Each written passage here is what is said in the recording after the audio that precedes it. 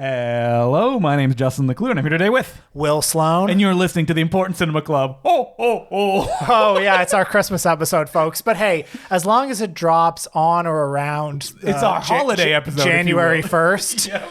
Then we're A-okay. We're still basically in the holiday season. I mean, look, some of us felt a little burnt out. Some of us just wanted to watch movies not for a goddamn podcast and requested. life is so hard. I know. You're like a Atlas holding up the world. Which is watching Lethal Weapon and The Longest Goodnight. I tell you, I had to walk 2 feet in the snow to get to my workplace today to watch. Oh, yeah. The workplace. Yeah, we have Important Cinema Club Studios, which is a whole house that we rent out. That is not true. No. Just look at our listener numbers. All right, so we decided. I mean, maybe people are listening to this and they're going back in the past, and it's like, what? They have millions of listeners. I actually think it's great that we've been at this for close to a decade, and we are still. As my wife has said, you guys should be more popular. And I was like, I agree. Do you remember, I think in the first 6 months of doing this podcast, and we'll get to the topic in a sec, but I just want to reminisce for a bit. In this first 6 months when we were getting about 150 listens per episode. We're like, who are these people? We were saying, and then you remember there was a time when you said to me, we were going to dinner and you said, wouldn't it be nice if you just woke up one day and there were 1,000 listeners? I don't remember saying that, but I remember. And I thought, yeah, that would be nice. How do you get 1,000 listeners? And anyway, we eventually did. And now there are multiple thousands. Yeah, but that's it. And now we're thinking, wouldn't it be great to have like 1 million? Yep, it would. Yeah. But you know what? It's not about quantity. It's about quality of listener. And That's everybody right. listening, you're the best kind of listener that we could get. Not big enough that we have our own Reddit where any That would be podcast I listen terrifying. to, that people are just like, I hate the Reddit. They're awful. And our Discord, everybody in there, you guys rock. That's Everybody's right. super nice. So That's right. I very much enjoy that. And now on the topic of where we are in life now, let's talk about Shane Black. Right. Shane Black. Someone that you have no real passion for. No passion for, but I realized I've seen all of his movies and I like most of his movies. Shane Black, I guess the quick, one sentence summary is, along with Joe Esterhaus, he was one of those big screenwriters in the 90s. One of those guys who was making movies for either Joel Silver or Don Simpson. But he didn't make that many. Like Joe Esterhaus, what he was famous for was his spec scripts selling for millions of dollars. That's right. So for The Last Action Hero, he made over $1 million. For The Long Kiss Goodnight, he made over $4 million. And like Joe Esterhaus, this was a bubble that burst when these movies started flopping. Yeah, they just weren't big successes. We're jumping ahead a little bit, but like Lethal Weapon, the first script that he sold for $250,000, that was a huge hit, and that was like more money than he had ever seen in his life. So it made him a superstar basically overnight, that his face was like on the cover of like the Hollywood Reporter and Variety. So Joe Esterhaus and Shane Black sort of became, and Joe Esterhaus, by the way, was the writer of... No one knows who that is now. Don't you mean the Hollywood Animal? Yeah, that's right. Heaven and Mel.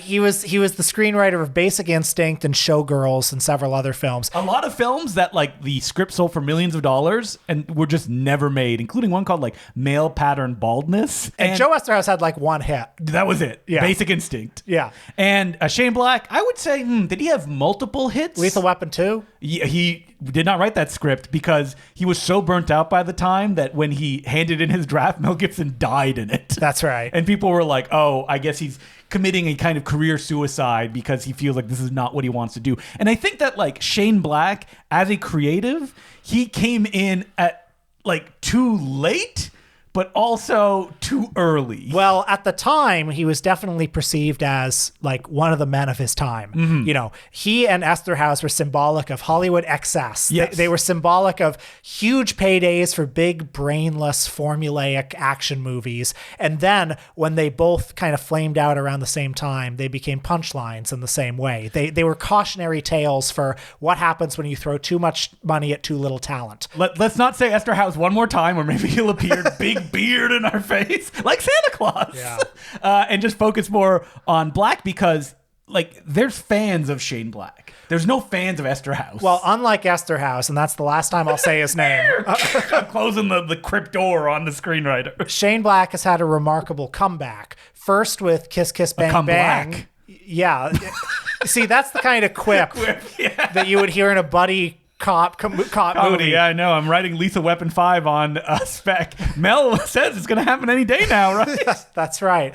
But he had Kiss Kiss Bang Bang in 2005 that reinvented him as a sort of auteur screenwriter, as a sort of artisanal pop screenwriter. And through that connection that he made with Robert Downey Jr., he, of course, got Iron Man 3, which was an example of a name brand, like Hollywood director screenwriter who came to the Marvel Cinematic Universe and was able to actually put his style successfully into that universe, maybe just because his style meshed so well with like his style represented what that universe could be at its best. But Shane Black will say though that was a nightmarish production, that like Guy Pearce was not supposed to be the villain in that, but Ike Perlmutter, the evil man who was running Marvel basically at that point, good friend to President Donald Trump, said that you cannot have a woman villain in a Marvel movie. Oh my goodness. So he's like, oh, okay, I got to rewrite it on the fly then. I mean, it's interesting. I haven't seen Iron Man 3 since it came out, but it was the one. If people hated it.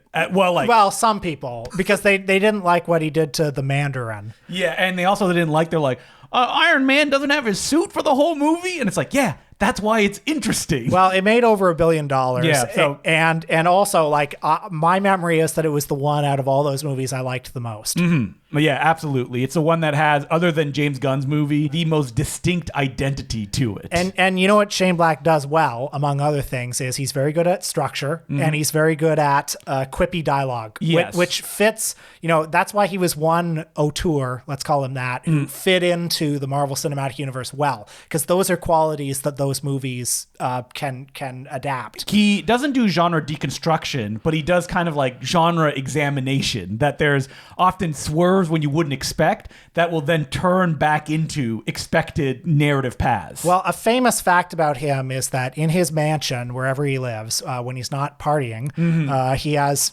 shelf after shelf of classic, like, dime store paperback, like, noir novels, detective he loves stuff, hard-boiled fiction. That's all he wants to do. And his movies, a movie like Kiss Kiss Bang Bang, which has a lot of fourth wall breaking elements, a lot of meta stuff, but really that's just tinsel. The movie itself is like a really twisty plot. It doesn't deconstruct the plot. No, really. Absolutely. That doesn't interest him. I think that he likes to comment on it, but he also loves these things, and that's like the meat of all of his best work. But let's go back and talk about a little hit called Lethal Weapon, the guarantor, if you will, of Shane Black's career. Okay, so he was 24 when he sold this screenplay. It was his second screenplay. The first one was unproduced. He has no Hollywood connections. He's from Pittsburgh. He goes to university studying theater, meets a bunch of people who all end up being screenwriters or directors, like Fred Decker, his good pal, who they both wrote the Monster Squad together.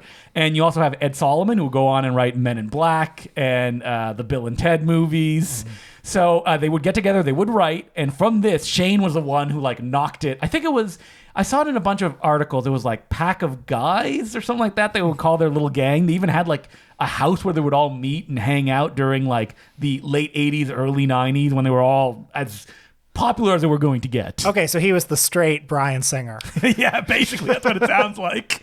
Oh man, there's a presumably lot of connotations. without the same criminality. No. So Lethal Weapon, I was surprised to hear, Will, you had never seen it before this episode. No, I had seen most of it. Okay. Like, because there are parts of it. Coming up on TBS. Yeah, there are parts of it that you see on TV all the time. So there were. Oh, you did. TV does not really exist anymore. So yeah, there were scenes like at the beginning of the movie when he's like talking the guy off the ledge. Like I've seen that 20 times. What about when he's at the Christmas tree lot and he does his Three Stooges shit? I've seen that, and I've seen his ass at the beginning, where he shows his ass. I remembered that, but I don't know if I'd ever seen it from beginning to end. It was not one. Much depends on if you were a kid. Like, did you have an uncle who owned this on VHS? Yes, my dad had them all on DVD in snapper cases. They were silver, and so that's what I would watch when we'd go to his house and be like, all right, it's a holiday of some kind and we need to watch something. Why not Lethal Weapon? Lethal Weapon, I wonder though, like, I never hear people talk about Lethal Weapon. It used to be that Lethal Weapon and Die Hard were sort of hand in hand. They were the twin action franchises, and they both represented something similar. They had the same kind of action that like Steven Seagal or Sylvester Stallone movie had. They had the same kind of aesthetic, but in the middle of them were actors who weren't like Steven Seagal. Steven Seagal. Like they had You mean humanitarian? yeah, a good man. A good man. Yeah. But actors with a little bit more texture and like, you know, Bruce Willis, for example, people love that character because like he walked across the glass. He was vulnerable. He cried when he talked to his wife and apologized for the way that he acted. So like what Lethal Weapon feels like compared to certain Steven Seagal type movies, which I generally prefer. But nevertheless, like it feels more like a higher quality cut of beef, you know? You know, but when you watch something like Lethal Weapon, you can understand why it would stay in rotation so long because it's something that is not very pressing. It's like a warm, scratchy blanket. Yeah, I was a little bit surprised on this viewing. Like you watch Die Hard and it is like unmistakable. You're like, oh, this is one of the greats. Well, Die Hard has an incredible sense of forward momentum, and there's something about that claustrophobic, you know, one long night, one big location structure of it. As opposed to Lethal Weapon, where it's like we're just kind of hanging out, you know, doing our thing. We were saying that the meat of these movies is the structure. I guess they do have like this very strong foundation, but then what people remember about them are the quips and the chemistry between the leads. Like invariably, these movies are buddy comedies. Yeah, that's what I think Shane Black likes the most is two very charismatic actors both bouncing off of each other. In this case being Mel Gibson and Danny Glover, who and the saxophone, which is like yeah, that's right. And I guess like some of the effect of all of these movies pretty much is that there's this tension between what is very controlled, which is the plot, and what is out of control, which is the chemistry and the charisma of the actors. By the way, my dog is running around the room. That's how big a budget we have on the podcast now. Yeah, we can't stop the dog. We stopped a bunch of times recording, trying to figure out what to do with him. And he's either barking or growling. So he's now in the room creating chaos. And we'll try to, pet him. But he's on the third mic. Hugo's on third mic. Typically, we would be recording at Justin's place, but until his baby is vaccinated, we have to record here. And we can't vaccinate Hugo from being himself. Yeah, so but Hugo's a great guy, and he's very opinionated, and he's very emotional. So, do you think he thinks we're a little too hard on Shane Black? And he's like, "Arr." I think I've only been complimentary to Shane Black. I will say that like Lethal Weapon doesn't mean a whole hell of a lot to me. No, yeah, watching it like now, it definitely felt a longueur. And I was watching it with Emily, and she was like, I don't know if I like that movie. And I'm like, you know what? I can't disagree with you. Well, what I do want to say about Lethal Weapon, and tell me if I'm like ridiculous in saying this, because a lot of people love this movie, but I feel like there's a spirit to it that is a little sour compared to certain other movies. Like if I see a Steven Seagal movie, which is typically by orders of magnitude worse than this.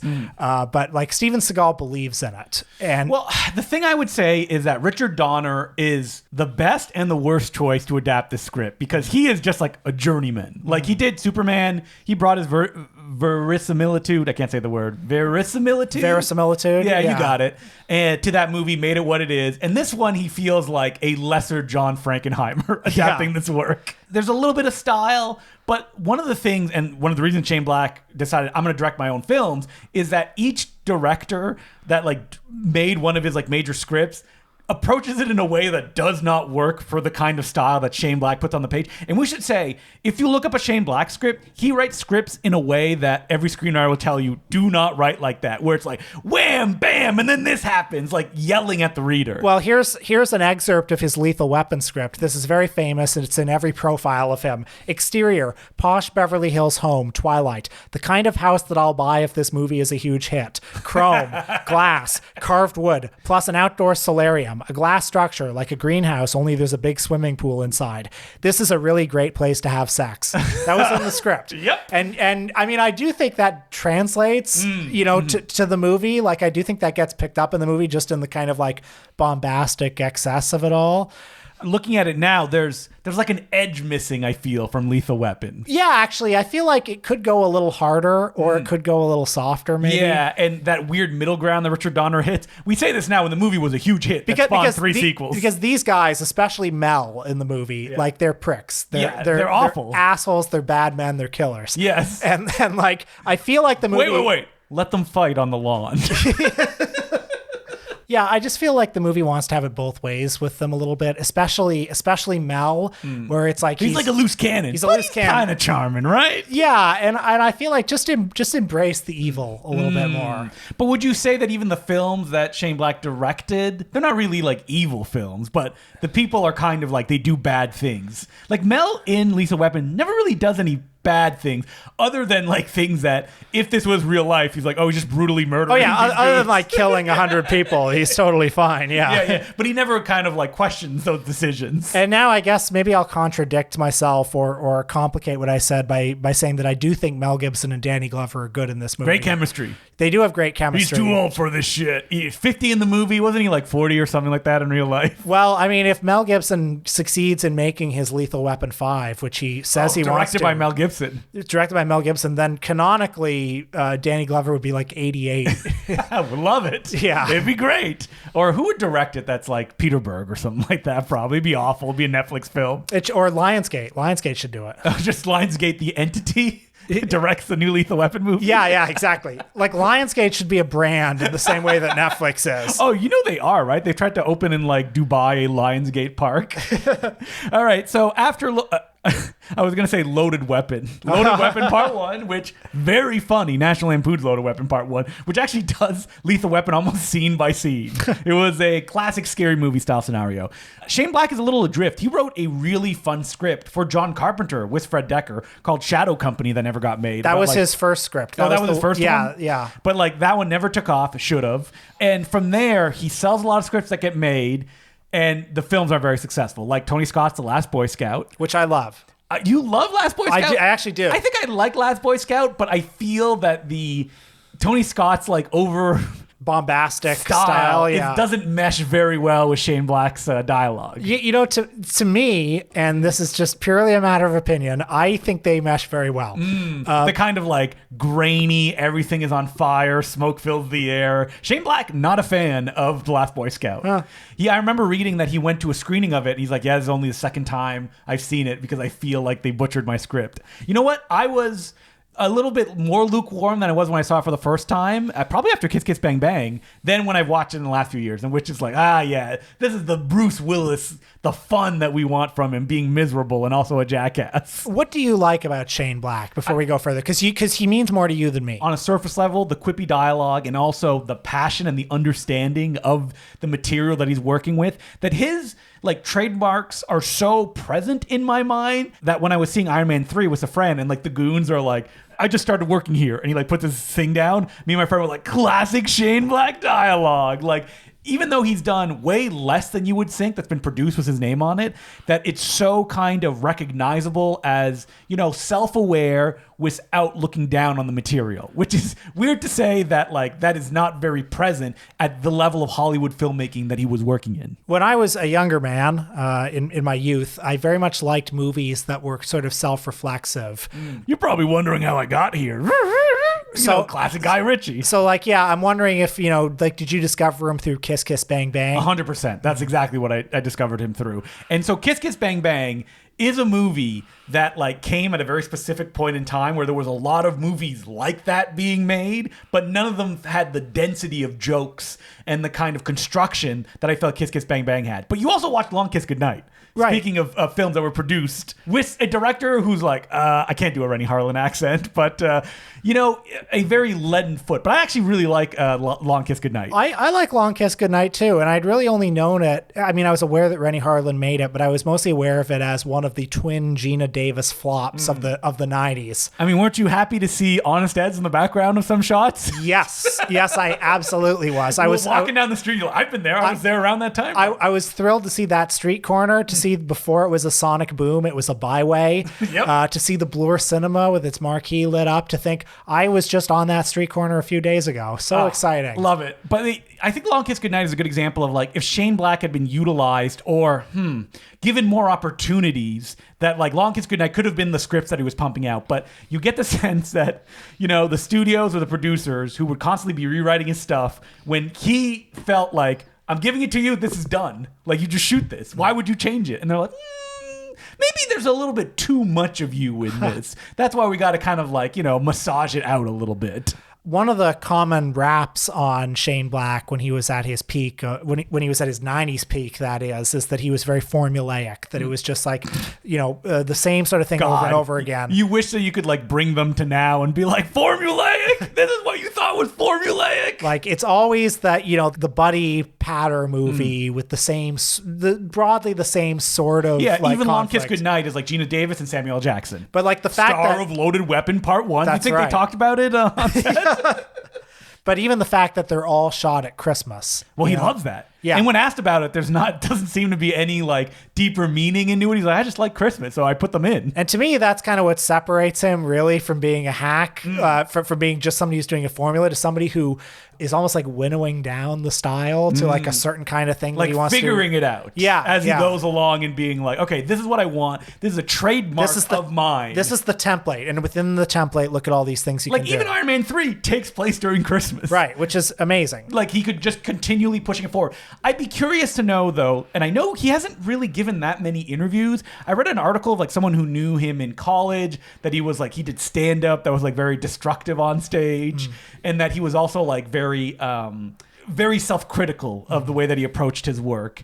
As we've mentioned, two of his films, Last Boy Scout and Long Kiss Goodnight, were just flops, so they didn't do well. Right. He is in Predator as an actor. The first Predator? You didn't know that? Maybe I did at one point. He's the one who tells the joke about maybe an echo in a certain bodily orifice. Oh, okay, yeah. And the reason he's in that movie as an actor is that Joel Silver brought him on, and he was like, "You're going to rewrite this movie as we go." And Shane Black said, "Absolutely not. I will not touch one word."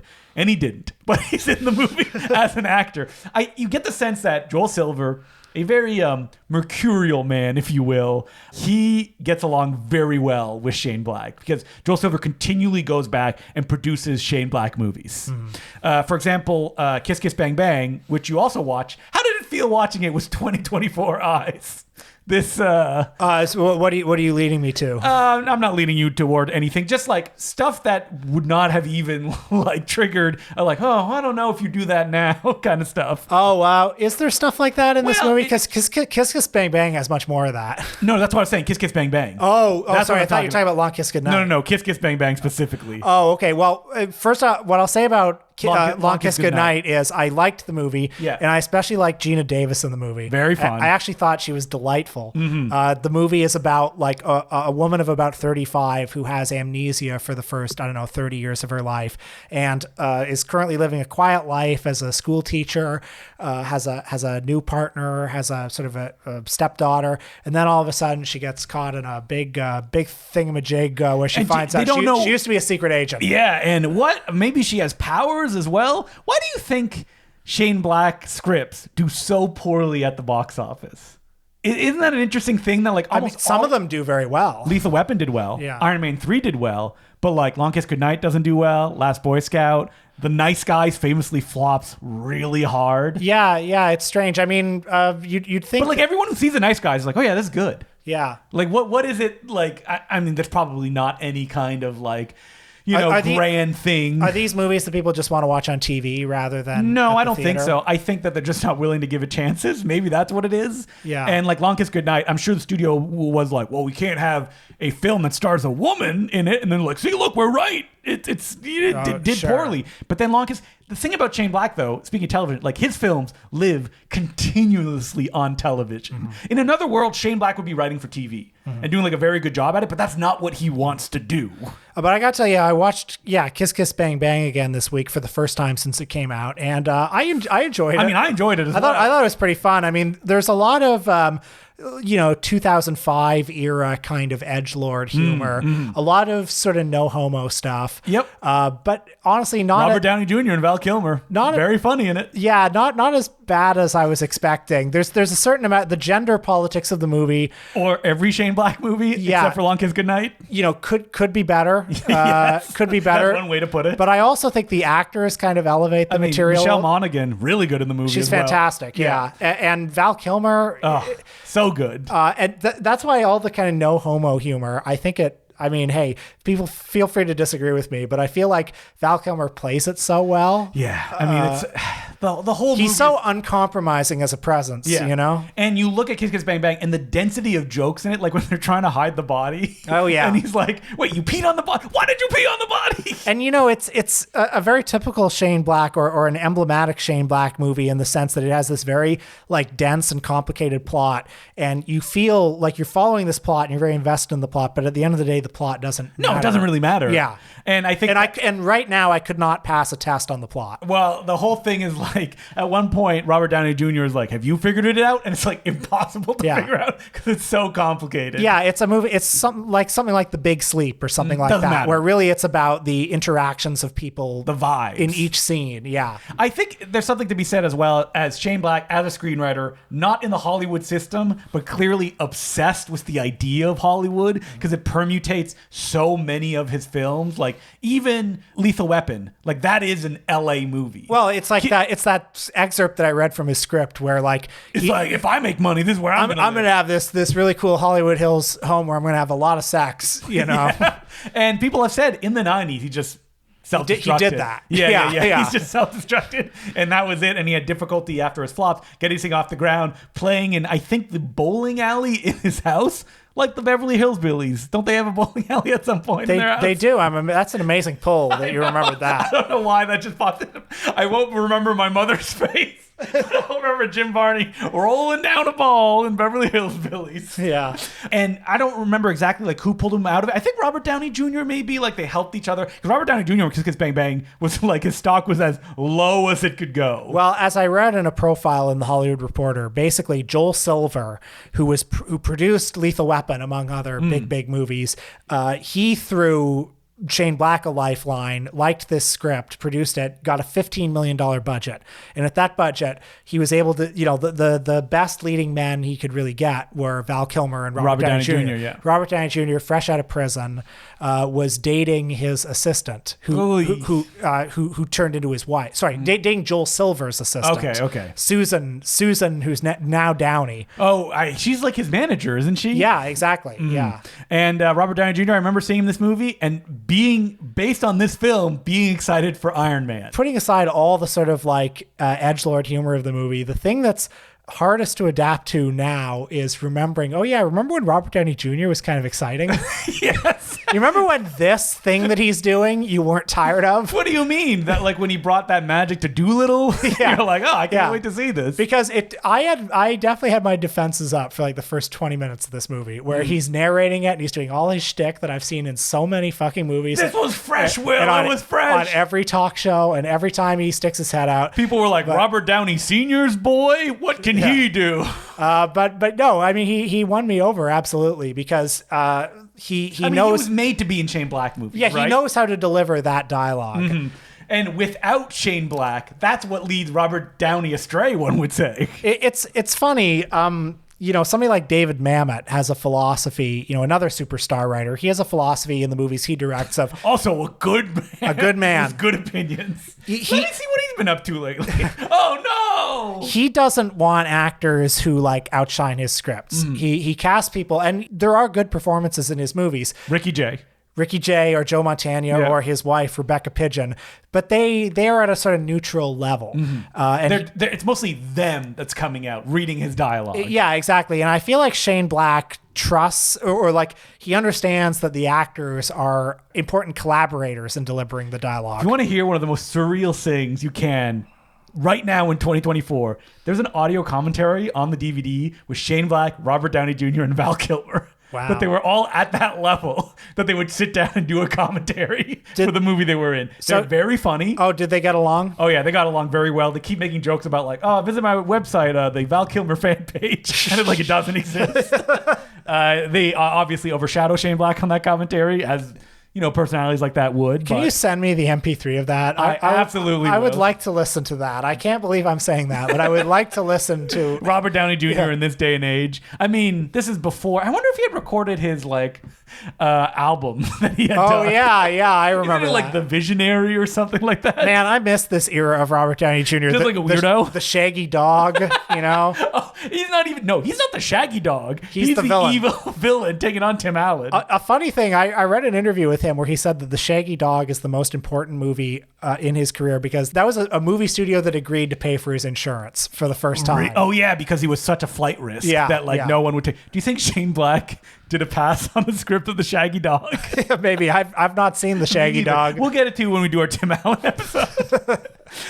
So let's talk about not his last film, but I think his best film, where Kiss Kiss Bang Bang. He's figuring it out as a director. I like it a lot, but it's The Nice Guys, and and I just rewatched it again this week, getting angry that it wasn't more of a success. I was there. I I was it. there. Yeah. Saw it 3 times in theaters when it came out. Oh, I only saw it once. I but- mean, well, that's where you failed this movie. Yeah.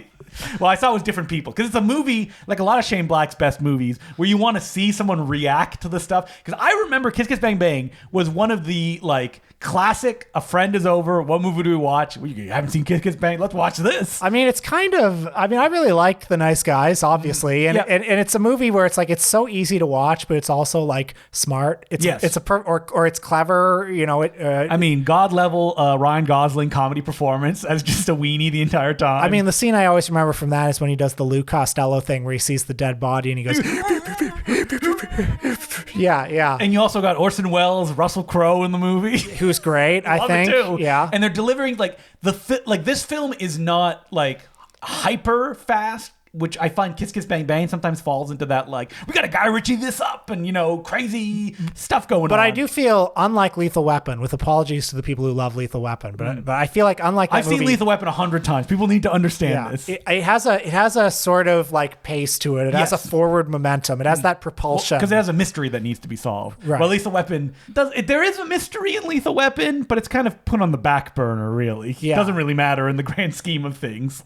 And when I think about the Lethal Weapons, it's usually the second and third one where the classic Joe Pesci is in it. Oh, Chris Rock or nothing.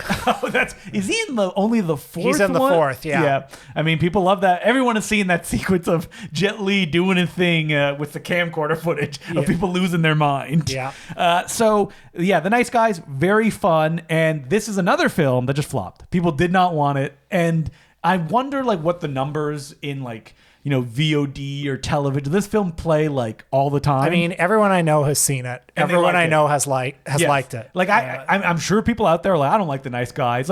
Maybe you don't like kind of slightly self-aware dialogue. I just like watching this movie, and I know this movie, but there'll always be moments that'll take me oh yeah, where you hear Ryan Gosling narrating, and then he punches the window to get in and slices his wrist, and it's oh, and then it cuts to an ambulance driving away. By the way, just on that note, but that scene in Kiss Kiss Bang Bang where she closes the door on his finger. Oh, that's so really good. got me this time. He's like, did I just cut off your finger? Yep. I mean, he loves that. It happens Ryan Gosling having the cast for the entire movie. It's just kind of a mirror of Robert Downey Jr. having his finger cut off and that playing throughout the film. When you read the few interviews that Shane Black has done, he loves to introduce these kind of limitations. How do you get over these limitations? And that's why, another of those elements in his film that it's so clever that you don't need to be aware of what's happening or that gags are paying off later, but they're there if you're paying attention. Well, you said that he's not a deconstructionist, which is true. Mm-hmm. And what I imagine is him reading, the hard-boiled fiction that he likes and imagining, wouldn't it be funny if in addition to this, there was a little bit more of this. Yeah, there was a scene where somebody gets their finger cut off like this. But in The Nice Guys, he is so kind of in love with the idea of making a movie in the 70s. There's so many little details. There's the gas shortage. All the greatest hits of the 70s are happening in the movie. So it has a kind of texture to it, on top of the bones of the structure. You get the sense that these movies, Kiss Kiss Bang Bang, The Nice Guys, was kind of what he likes to do. He would like to keep doing this, but there was always the call of well, what if you did something bigger? I remember for a decade, he was supposed to make a Doc Savage movie, the classic pulp hero, starring The Rock. And it just never got, I think they came weeks to shooting it at one point, and I mean, The Rock, if you want to save your career, give Shane Black a call. Make that movie. Yeah, now. I mean, he did wonders for Jean Colette Serra, so... Oh, yeah. I mean, he did do wonders for Jean-Claude Serra, letting the guy know, like, all right, no, this is what I make. I make, like, Hitchcock films that I will never do these big budget motion pictures ever again. And I wonder, like, has Shane Black just said, like, all right, no more movies for me? Well, no, because he's in post-production on he is? on a movie with, I think, a great leading man for him, Mark Wahlberg. I don't know. Yeah, wait, is he on post-production on that? So that is an adaptation of the Parker novels, which have been adapted a million times, point blank. We all remember the classic Jason Statham film, Parker, directed by Helen Mirren's husband? Again, I think, yes, Taylor Hackford. That's right. So you think that, like, Mark Wahlberg would be a good Shane Black leading man? Yeah, I think for the same reason that he's good in Pain and Gain, you know, I think he's a guy who can deliver a lot of dialogue very earnestly. You remember his patter in The Departed? Yeah. And I think he's not smug. Yeah, there's an ambiguity of his self-awareness. The thing I think he's perfect. Like, they're doing the Richard Stark novel, the Parker novels, is that those books are like about a bad man, and that like none of the movies have ever been able to. Mark Wahlberg, you know what? You got a me very bad man who's very likable. I'm surprised he's in that movie, considering Mark Wahlberg has finally gone over to Jesus and God, as they've always intended him to do. I thought he wasn't making these violent movies anymore. He's making a movie with our friend Mel Gibson that's coming out next month. I'm very excited. I can't wait. Flight Plan. Yeah. Oh man, it's great because I actually don't even like Mel Gibson as a director, but you're gonna say, Apocalypto. I was. Or Yeah. Braveheart. I watched that one a lot when I was a kid. Yeah, I mean, The Passion of the Christ is wretched. Yeah, awful. But you know what? And Hacksaw Ridge is a piece of shit too. No, I hate Hacksaw I'm sorry, Ridge. what? Terrible. Yeah, But just think about the work he's done as an executive producer, though. The Three Stooges biopic. you're right. The TV movie, and hey, lifetime pass for that alone. Yeah, exactly. And boy, has he ever lifetime pass. challenged the lifetime pass policy. Well, you know what? I'm glad that Shane Black's still making movies, and that there's a new one that's going to come out. And I expect it to not do well, and then to see it and be like, oh, that's really good. I hope he gets back to because his most recent movie, Predator, which was a Predator remake. Yeah. And I saw it.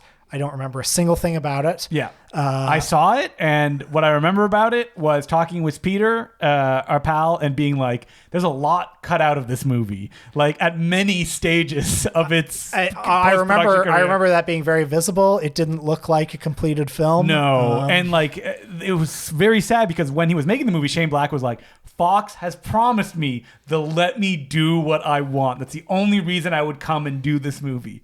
And then they did not do that. They did the exact opposite of that, forcing him to completely rewrite the last act of the film. Something that I enjoyed was, and it's completely been swallowed to time, it was an Amazon pilot he did. It was a Western called Edge, and that was just not picked up. Amazon used to do a thing where they would like show like 5 pilots, and they'd be like, vote on which one you want to get made. They did not pick the Shane Black one. Too bad. Yep. But I am excited for his upcoming Mark Wahlberg Parker movie because it feels like back in his comfort zone a little bit. And I like him. I like him when he's in his comfort zone. I like him when he's burrowing into the things that he likes. Well, I mean, I think he's realized that he doesn't like making stuff in like the machine, like the Marvel movie, even though that we've talked about how, much of his voice still made it through, and that maybe that this low, is it a streaming movie? It probably is, right? Aren't they all? Yeah, at this point. So, I mean, don't we remember the classic Mark Wahlberg, Peter Berg directed streaming film that came out? I don't remember the title of it. Do I? It's like a name as well. Yeah. It barely exists. Yeah, I can't keep up with the front page on Netflix anymore. No. I mean, you go and you're like, there's too many good movies for me to watch. That's right. It's a golden age. Did you hear recently the article that came out where they're like, yeah, we ask screenwriters that characters say what they're doing before they do it, just in case people aren't paying attention? That's right. You heard that right, folks. At Netflix, they're building and writing the movies so that people can overhear them while they're making dinner.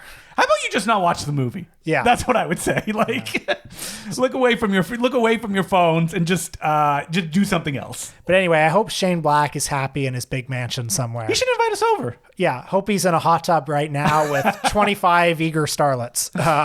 All right. So as per usual, you can send us letters at importantcinemaclubpodcast@gmail.com. And update. Last week I said, hey, if anybody wants us to do Neon Genesis Evangelion, let us know. And boy, I got a lot of emails about that. You're telling me that we have listeners to this podcast who like Neon Genesis. Evangelion and want us to hear.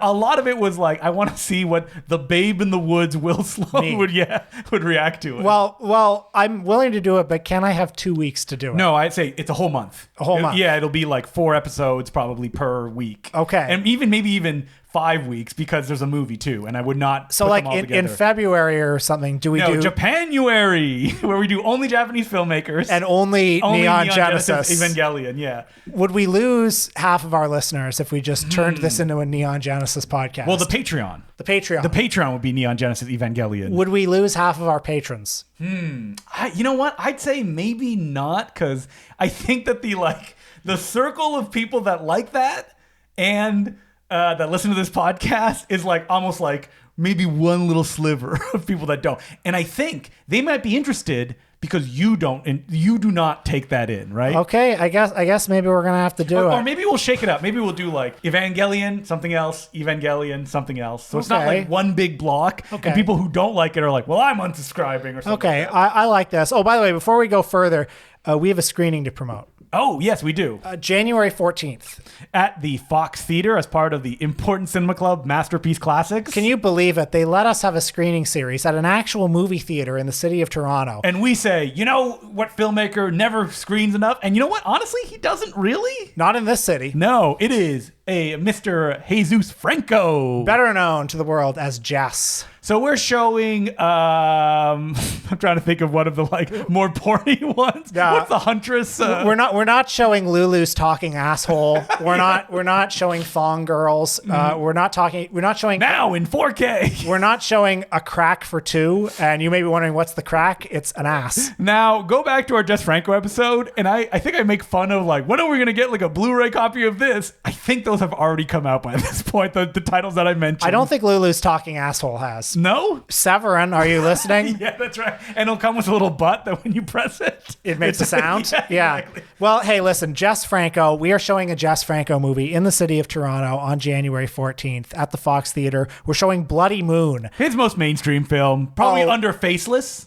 I actually don't know if that's true because all the Harry Allen Towers ones. Yes, and also the ones he made in the 90s, which like Mark Hamill and Christopher Lee and stuff like that. Fuck that shit. Yeah. This movie, though, I actually think is the perfect intersection of it's a movie that you can show to people. It's a slasher film. It's a slasher film, but it's also nuts. Yeah. When Freddy Krueger and Michael Myers and the gang were stalking American screens, well, Jess Franco said, I've got to cash in on this. And he made the most bizarre, the most dreamlike, I love this movie. the most absurdly gory, just an incredible film. Bloody Moon. Great audience movie, which I would not my say God. about all Jess Franco movies. The music in this film. I own the German 4-disc vinyl soundtrack of this. And it's like if you've never seen a Jess Franco movie, this is the one to watch. Mm-hmm. If you have seen a Jess Franco movie, you know this is the one to watch. So come on out on the 14th. We're gonna have a good time.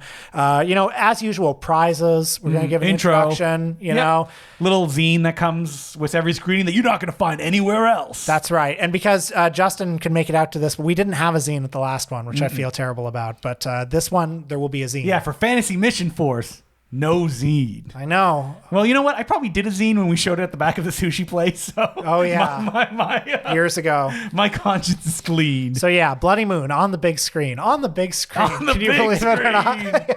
I'm sure it probably played at a 35 millimeter film festival 10 years ago or something like that, but not in Toronto. I don't think I've ever heard about it playing in Toronto. When has a Jess Franco movie ever played in Toronto in your living memory? Probably like when I first moved to Toronto and Rue Morgue was doing regular screenings. I bet you they played a Jess Franco film during that time. It's wild. Yeah.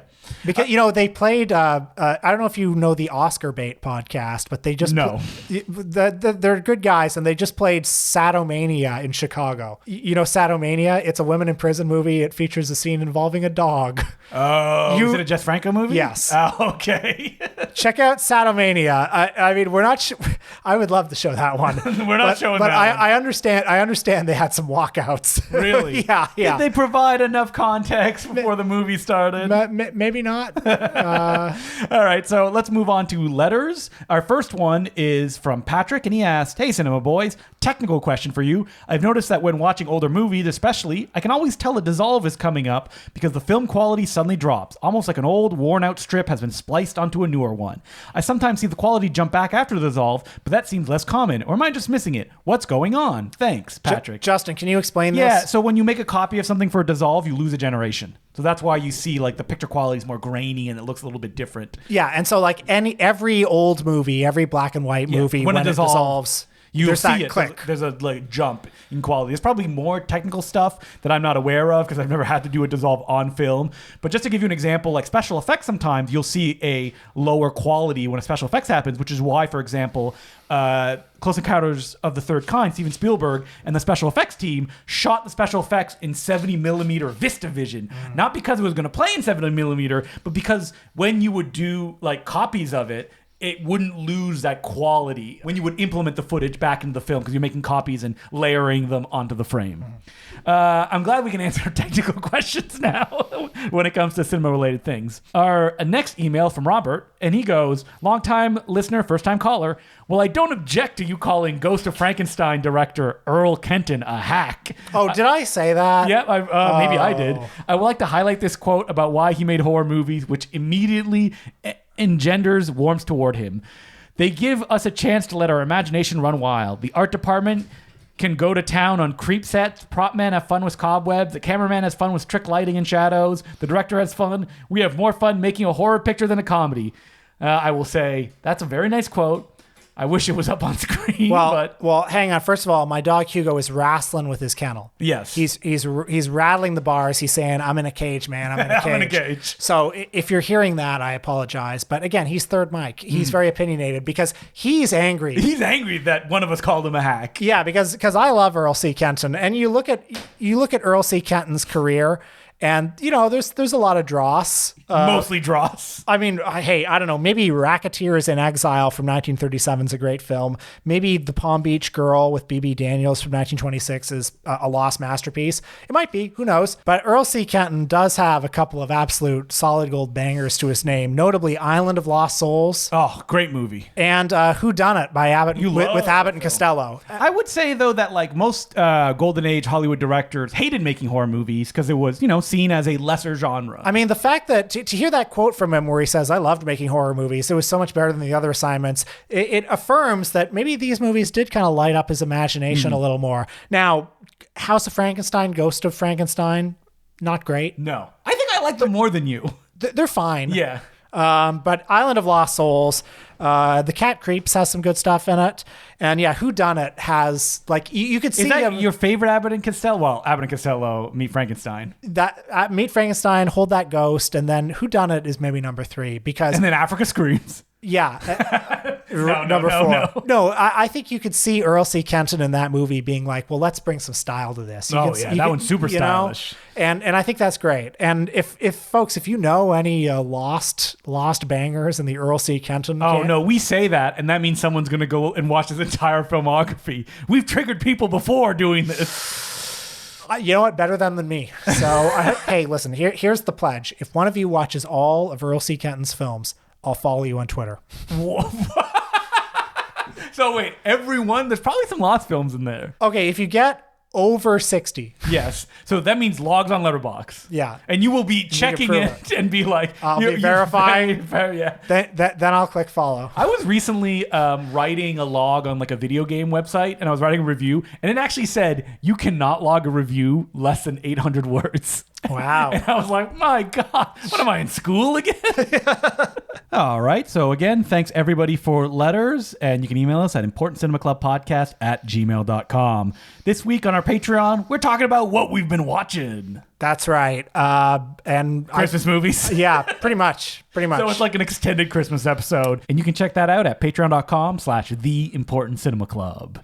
Next week, we are contractually mandated to do our most listened to episode of the year. It's true. Every year we get the most listens to the best movies of the year. And is this year a struggle? Well, you have to listen to find out. I like old movies. I don't know. I'm looking at my list of movies and I'm like, well, There's 2 right now on this list. We only need 5 each. If we is that what we're doing? We're only doing 5 each? well, hey, you can do as many as you want. Okay, yeah. But I feel like our quota is 5 minimum. each, and then that'll get us to the limit. My list will all be made up of films I've seen at film festivals that are not in regular release right now. Don't you ever feel like you could go out and see, I don't know, A Complete Unknown or Nosferatu or any of the movies that are allegedly for adults that are out right now, or you could be like, oh, I'll just watch something I like on TV. Yeah, or go to my giant pile of Blu-rays that I haven't watched. And like, is that getting older? Yes. Or maybe it's knowing your taste better. Yes. Well, we've talked about it that like you don't feel that you need to see everything that's going to be nominated for an Oscar this year, which I have no. What are the front runners? It's Oscar Watch with Justin and Will. Oh, the front runners, Anora. I've seen that. Yep, It's fine. I've seen that. It's fine. Yeah, Yeah. it's The Brutalist. Yep, Man, 4 hours though. I don't know. I've seen it already. You've seen it. I'll join you at some point in the having seen the Brutalist Club. And then, But there's nothing I feel like passionate about, unfortunately. hey man, Like I look at all those lists. check out Juror number 2. I will. I watch that one. I look at all these lists. Yeah, it's fun. It's not a best movie of the year. Well, no. Here's the thing. It is. Like I look at all these lists and I see Megalopolis on them, instantly like dismiss every movie that they pick. Like, come on, guys, really? Unless wait, was Megalopolis on your list? No, I didn't even really like it. No, we didn't. Yeah, we talked about it. What am I saying? So best movies of the after that, like spicy prelude. Look, I have so many Bowery Boys movies I haven't seen You have yet. the Bowery Boys checklist. You need to like check them off as you go. Yeah, why would I go out and see, an acclaimed new movie when I could be But they're not even that acclaimed, though. That's the thing. Yeah. Anyway, Anora. You think Anora's going to win Best Picture this year? That seems like the... Maybe. Yeah. Maybe I'm not really feeling the heat around Conclave. No. Even though people really like it. Yeah. But it'll be nominated, I guess. God, what a dire year for movies. Yeah. Right now I'm going to say It's almost like there was a strike or something, which made movies not be able to come out. yeah. I'm going to say Anora because The Brutalist is 4 hours long. Agreed. So Next on week, that note, our best the best of the year. Oh man, electrifying. I'll watch some other movies. We're gonna get a ballot together. So until then, my name's Justin DeClue. I'm Will Sloan. Thanks for listening. Well, speaking of my big pile of Blu-rays, I got as a Christmas present for myself because I was able to get it on a deal. If you went down to Bay Street Video, The one thing that you said, like, I don't need this, but I walk in and you're holding it in your hands and you're like, look what I got. well, I said I didn't need it because it's $350, but I was able to get it for about $150 with shipping. And that is the Three Stooges Blu-ray set. That's right. Sony Pictures just put out, in conjunction with the 100th anniversary of Columbia Pictures, and if And it's the complete Three Stooges, right? okay, you would think so. No. It's like 25 discs or something. And so you think this is going to have every Three Stooges short in it. It doesn't. It has 100 shorts for 100 years of Columbia. Now, how many Three Stooges shorts are there? 180. Okay. So they could have easily done it if they wanted to. They could have. And I'm actually a little confused because a lot of the discs are taken up. Like disc 17 is the Three Stooges in orbit. Disc 18, Three Stooges go around the world in a days. You told me that it includes the Three Stooges TV movie that Mel Gibson produced. Yeah, the one from the early 2000s. That's on this, but not every Three Stooges short, which I don't understand that decision. I wonder if the materials maybe disintegrated or don't really exist enough to do high def. I wonder if they're all high def trans. Do you get a high def transfer of that Mel Gibson movie? I flipped around through it and it looks as good as I've ever seen it. Wow. But I do have a consumer report about this box set. Okay. The curly shorts look great, but the Shemp shorts, they were scanned very poorly. Oh, what do you mean poorly? They're like overexposed. Like on some of them, like if you look up Punchy Cow Punchers and a few of the other ones around that era, the faces are all blown out. Oh, so it was probably an automated system that did it and no one checked it after it was done. Yeah, they look terrible. Oh. And I was shocked. This is Sony. Okay.